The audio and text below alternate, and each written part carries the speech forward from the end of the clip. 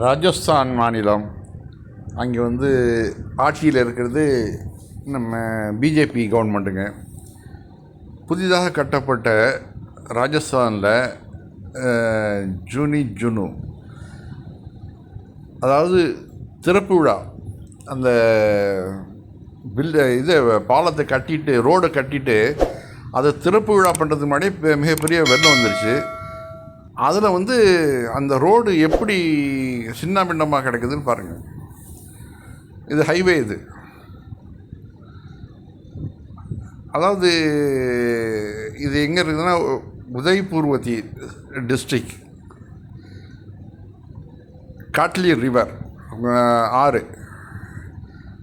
அதாவது திறப்பு விழாவுக்கு முன்னாடியே வந்து அந்த சாலை வந்து அந்த ஹைவே சாலை வந்து உடஞ்சி உருக்குலைஞ்சு போகுதுனாக்க எந்த அளவு ஊழல் வந்து தலைவிரித்தாடுதுன்னு பார்த்துங்க. இதில் மோடி என்ன சொல்கிறாருனாக்க, ரோடு பனானமே ஹம் ஸ்பேஸ் டெக்னாலஜி இஸ்திமால் கரேங்க அப்படிங்கிறாப்புல. ரோடு போடுறதில் ஸ்பேஸ் டெக்னாலஜி வச்சு ஒரு ரோடெல்லாம் சூப்பராக போட போகிறாராம். ஆனால் பாருங்கள், அதாவது திறப்பு விழாவுக்கு முன்னாடியே மழை வெள்ளத்தில் அடிச்சுட்டு போகுது. எல்லாமே ஊழலில் திளைத்த இந்த கட்சி வந்து சொல்லுது. உடனே என்ன சொன்னாங்க, பாரத் மாதா கி ஜெய், ஜெய் ஸ்ரீராம், இந்த 2 கோஷத்தை வச்சு கோடியாக கொள்ளையடிக்கிறாங்க. நாட்டு மக்களும் பார்த்துக்கிட்டு வேடிக்கை பார்க்குறாங்க. அந்த வீடியோ பாருங்கள்.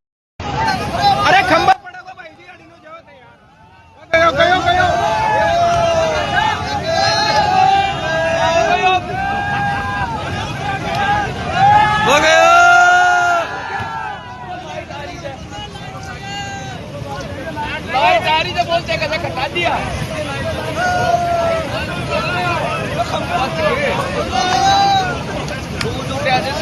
देखे ना, लाइट कटा दी.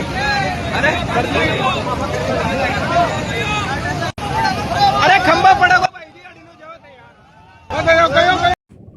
மக்களின் வரிப்பணம் எந்த அளவு வீணடிக்கப்படுகிறதுங்கிறத நம்ம பார்க்குறோம். இது எல்லாம் நாம் கொடுக்குற ஒவ்வொரு ரூபாய், ஒவ்வொரு வரி பணமும் இதில் இருக்குது, நம்மளுடைய பணமும் இருக்குதுங்க. ஆனால் பாருங்கள், இவர்கள் வந்து மதத்தை வைத்து கட்சி வளர்க்கக்கூடியவர்கள் அந்த மதத்துக்காவது நல்லது செய்கிறாங்களான்னா அதுவும் கிடையாது, இந்த நாட்டுக்காவது நல்லது செய்கிறாங்களான்னா அதுவும் கிடையாது. அடுத்த ஒரு செய்தி, Harvard doctor says animal products are essential for mental health. In blow to veganism the brain needs meat. அதாவது இறைச்சி நல்லதுங்கிறாங்க. ஹார்வர்ட் பல்கலைக்கழக ஆய்வாளர் திட்டவட்டம். மனநலம் செழிக்க புலால் உண்பது அவசியம் என்றும் அழுத்தம் திருத்தமாக அறிவிப்பு.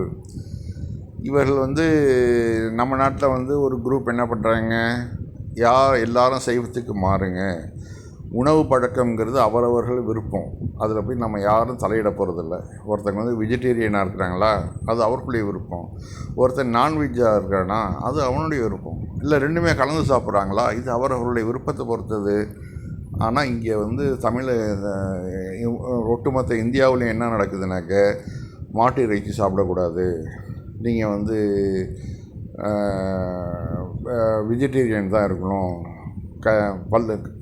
பள்ளி கல்லூரிகளில் வந்து நான்வெஜ்ஜு சப்ளை பண்ணக்கூடாது இப்படின்னு சொல்லிட்டு பயங்கர பிரச்சனைகள் பண்ணுறதுனால நம்ம பார்க்குறோம். ஒருத்தன் வந்து ஆட்டுக்கறியை கொண்டு போனாலும் அதை வச்சு மாட்டுக்கறி கொண்டு போனான்னு சொல்லி அடித்து சாவடிக்கிற நிலைமையெல்லாம் பார்க்குறோம்.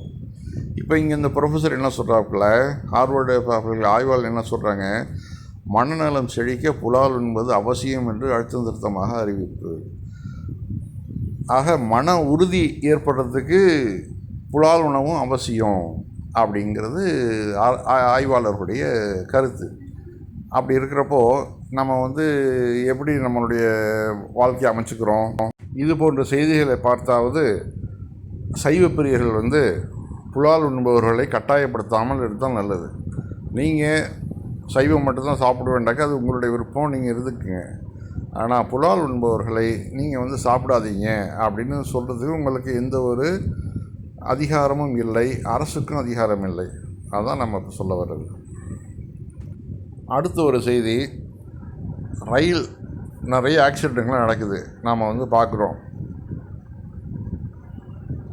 இதுக்கு அது என்ன பண்ணோம், ரயில்வேயில் நவீன உபகரணங்களை பயன்படுத்தணும். என்ன காரணம்? நம்ம இதில் வந்து கேட் கீப்பரே ஒரு வடநாட்டுக்காரன். அவனுக்கு மொழியும் தெரிஞ்சிருக்கு, தமிழ் மொழியும் தெரிய போகிறதில்ல. என்ன சொல்கிறோம் என்ன விளங்காமல் எந்தெந்த மாநிலங்களுக்கு எந்தெந்த ஆட்களை நியமிக்கணுங்கிறது மத்திய அரசுக்கு தெரிய மாட்டேங்குது. எப்படியாவது வடநாட்டுக்காரங்களை கொண்டு வந்து புகுத்தணும்.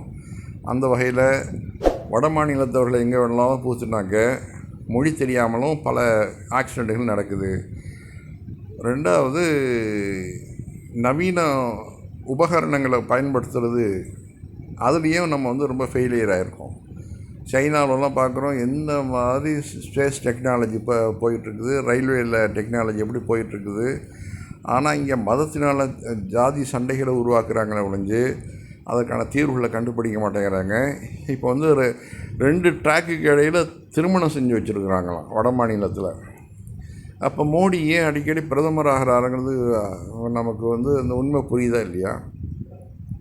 ரயில்வே விபத்துகளை தடுக்கிறதுக்கு என்ன காரணமோ அதை ஆராயாமல் 2 தண்டவாளங்களுக்கு திருமணம் செய்து வைத்து பூஜை புனஸ்காரங்கள்லாம் பண்ணி மந்திரங்கள் ஓதி நிகழ்த்தப்பட்டிருக்காங்க. இந்த நாடு எங்கே போயிட்டுருக்குது?